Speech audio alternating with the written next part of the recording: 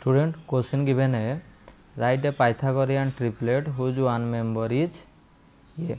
तो आपको Pythagorean triplet लिखना है जहाँ पर वन मेंबर आपको ये सारे गिवन है। ठीक है, तो इसके लिए की कॉन्सेप्ट क्या है यहाँ पर यूज होगा। की कॉन्सेप्ट जनरल फॉर्म ऑफ ए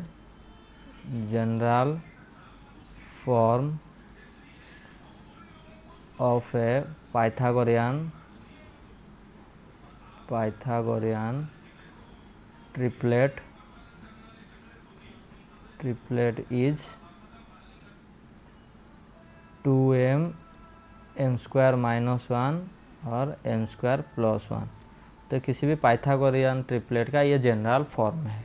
ठीक है, ये एक यूज होगा। और एक क्या है ना, अगर m एक नंबर है नेचुरल नंबर जो कि ऑड है, तो अगर ये एक नंबर होगा और उसका और दोनों पाइथागोरियन ट्रिपलेट क्या क्या आ जाएंगे ना, एक होगा m² - 1/2 और एक होगा m² + 1/2। ये भी क्या है, पाइथागोरियन ट्रिपलेट।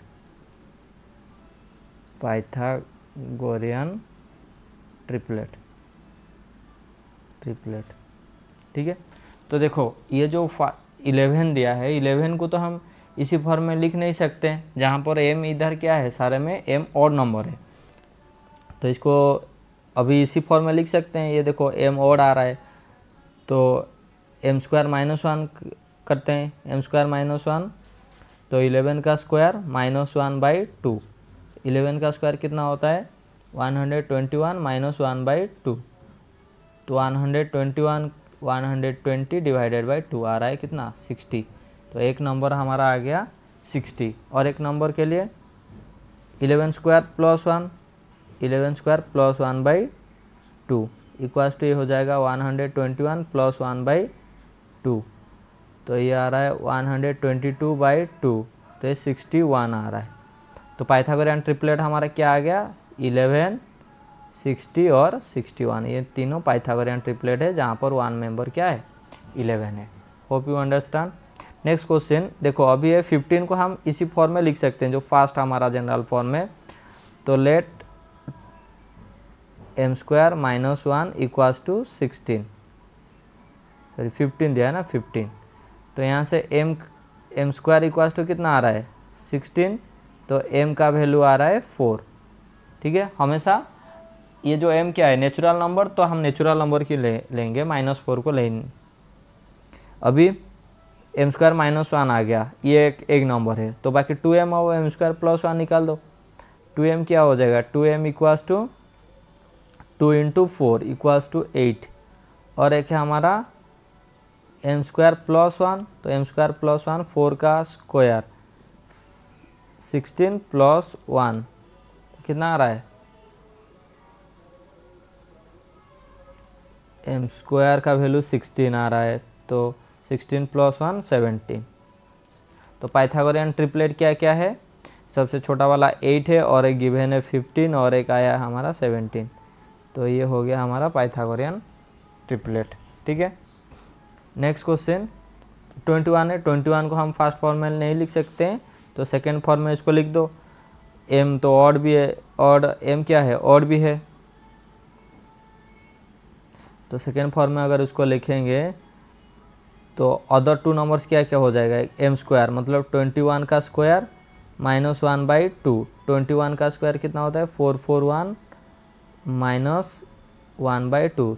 तो 441 का वैल्यू कितना होगा, ये हो जाए 440/2। मतलब ये आ रहा है 220। और एक नंबर क्या होगा ना 21 का स्क्वायर + 1/2। तो 21 का स्क्वायर 441 + 1/2। तो ये हो जाएगा 442 डिवाइडेड बाई 2।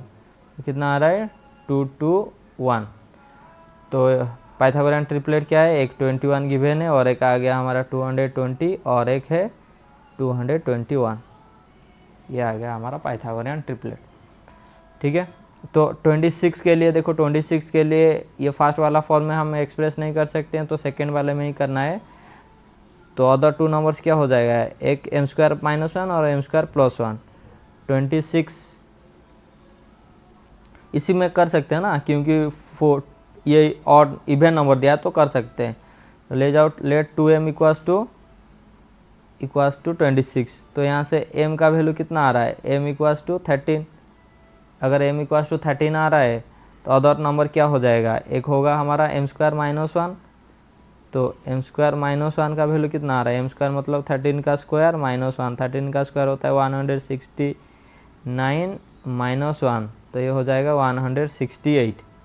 और एक नंबर क्या होगा, M square plus one, M square plus one 13 का स्क्वायर प्लस वन, 13 का square 169 plus one equals to 170। तो पाइथागोरियन ट्रिपलेट हमारा क्या आ गया, 13 168 117। ठीक है ना। देखो तो फास्ट अगर एक नंबर हमारा 11 है तो उसका पाइथागोरियन ट्रिपलेट क्या आ गया, 11 60 और 61। ऐसे एक नंबर अगर 15 है तो उसका पाइथागोरियन ट्रिपलेट क्या है, 8 15 और 17। ऐसे एक नंबर अगर 21 है तो उसका पाइथागोरियन ट्रिपलेट 21 220 एंड 221। और एक नंबर अगर 26 है तो उसका पाइथागोरियन ट्रिपलेट 13, अरे 13 नहीं होगा क्योंकि 26 गिवन है ना, तो इधर भी, इधर सही है, हाँ इधर थोड़ा चेंज कर लो, क्योंकि हम m का वैल्यू क्यों निकालें, क्योंकि हमको इधर ज़रूरत है, लेकिन एक्चुअल में वो नंबर क्या है 26। तो इधर क्या आएगा, यहाँ पर 26 आएगा, 13 नहीं 26। ठीक है। तो ये हो गया हमारा पाइथागोरियन ट्रिपलेट, ये तीनों 26 168 and 170। Hope you understand. Thank you.